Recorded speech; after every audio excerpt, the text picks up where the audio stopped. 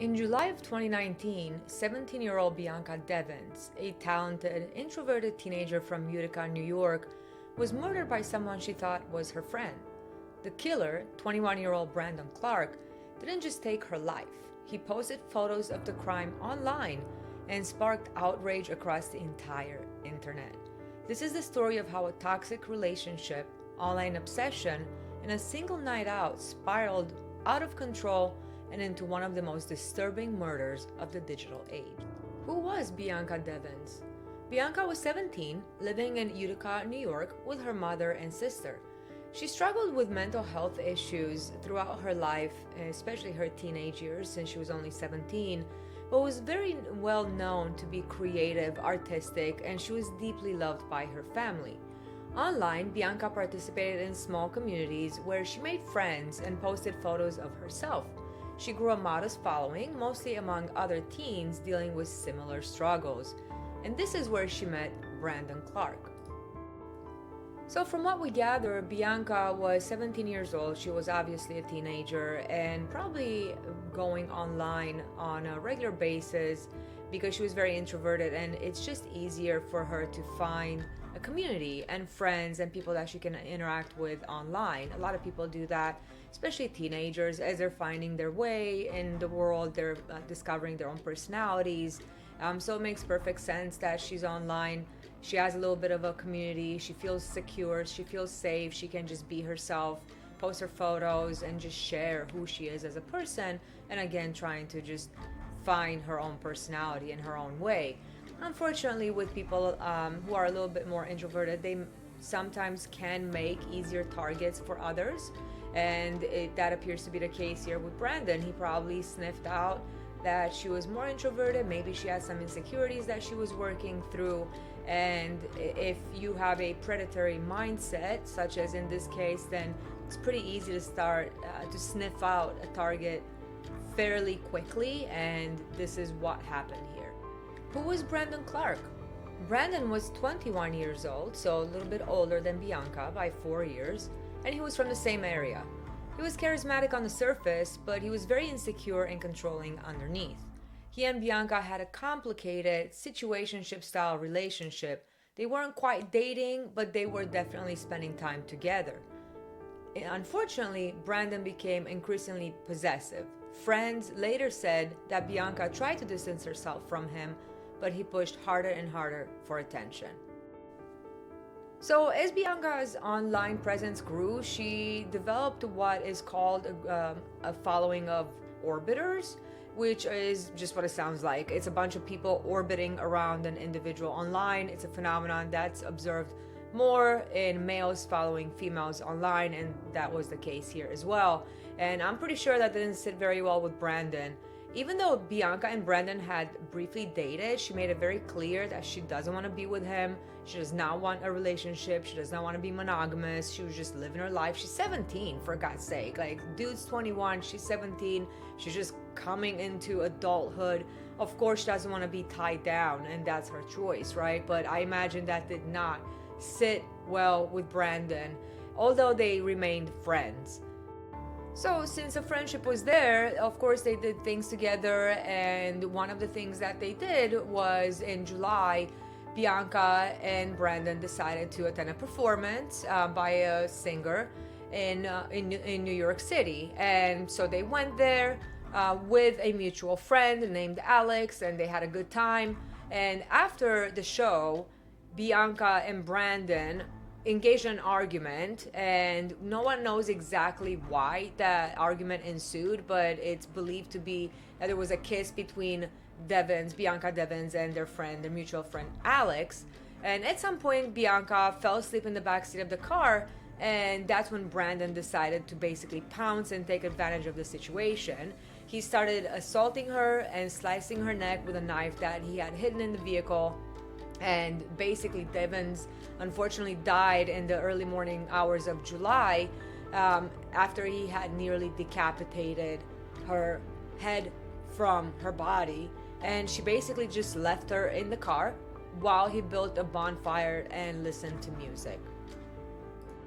And as if that's not bad enough already, this dude decided to not just make a bonfire and listen to music after he just murders someone, but he's gonna post it on social media. He's gonna post photos of it on social media. So he started making a bunch of calls to a bunch of different family members, and he uploaded a bunch of videos and photos of the body. And people at first thought it was, a joke. They thought it was a hoax, because who would do this?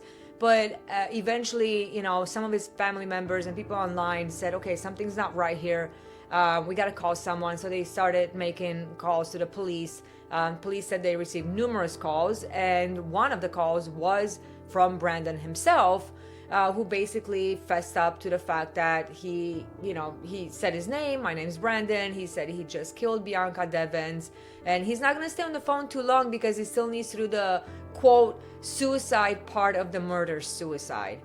Some of the police members that investigated this crime had the opinion that Brandon was after fame and that the murder was premeditated, because he already had all the stuff, right? He had the knife, he had the video camera, he had a tarp, he had all this stuff to stage this entire murder, and he was doing it simply to gain notoriety and fame online. So some of these photos and videos of the crime were on social media websites for several days, even though people were raising alarms and pleading that this type of information is taken down. The platforms didn't react as quickly as they should have until things pretty much reached a boiling point. And at that point, I guess they decided, yeah, let's take this information down, these photos and these videos, which in my opinion, we failed as a society. These social media platforms are failing us as a society if there's gruesome material that's being flagged and they refuse to take it down. But that's a story for another time. So eventually the information was taken down, the photos were taken down, the videos were taken down and blocked, servers were blocked. So late, but at least it happened at some point. So anyway, Clark is arrested. Obviously, there's all this evidence against him, and he pleads not guilty to second-degree murder in July of 2019. He was later charged with promoting prison contraband because he got caught with a shiv by some correction officers. And according to his mom, he had written a letter where he was basically bragging that he just wanted to see how it feels to kill, and that's why he did it.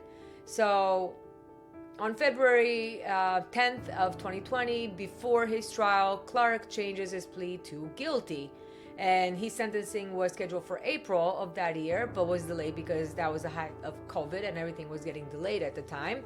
So in June, he decides to change his plea again and withdraw his guilty plea. But the court says, no, absolutely not. You already admitted to guilt. That's not going to happen. So the hearing took place on September 30th of 2020. And then a written decision finally came in October, and he was found guilty of second-degree murder and was sentenced to 25 years in prison, which in my opinion is not nearly enough when you clearly planned out a murder and went through with it. And not just that, but you posted it all over social media.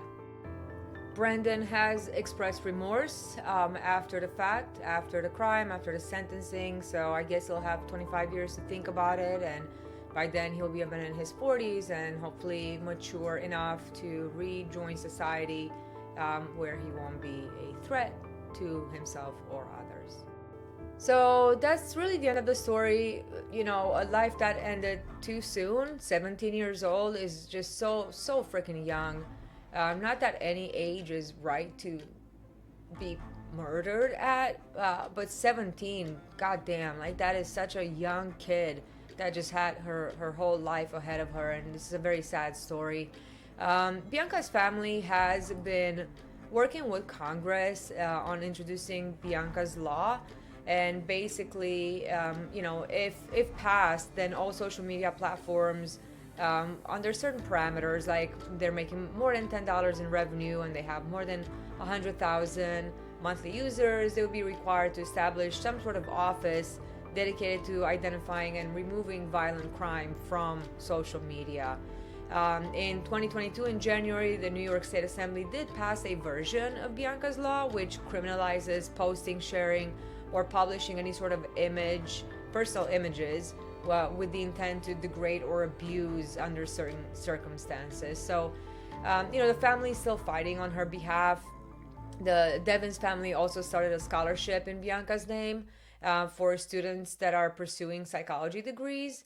And they also held what's called the B Gala to celebrate her life and her artwork. She did create quite a bit of art. And also they used the gala to raise funds for the scholarship. So yeah, that's really the story. I'll post some links below in the description if you guys are interested in like the scholarship info or the gala, and hopefully Bianca's name continues to live on through other means. And I'll be posting stories on a weekly basis. Please consider liking and subscribing, and I will see you all soon.